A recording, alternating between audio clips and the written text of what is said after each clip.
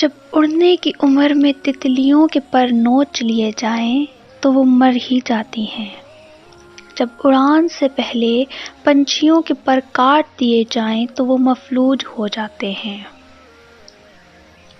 ایسا کیوں ہے کہ ہماری آزادی کی راہ میں لوگ حائل ہو جاتے ہیں؟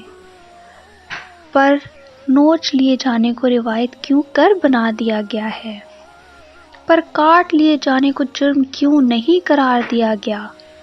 یہ لوگ فقط اپنی مسرت کے لیے کسی بے ضرر وجود کے انسانیت سوز رویہ اپنانے میں راحت کیوں محسوس کرتے ہیں؟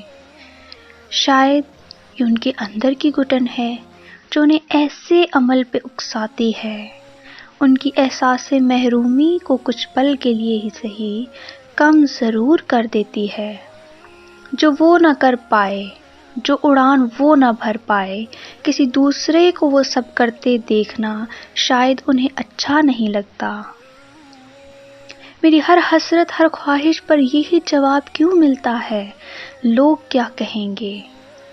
یہ سب سنتے سنتے ایک دن میں مر جاؤں گی، یوں ہی مجھے بھی میری ناکام خواہشوں اور بے نام حسرتوں کے ساتھ سپرد خاک کر دیا جائے گا، اور آخر میں صرف اتنا ہی کہا جائے گا، لوگ کیا کہیں گے۔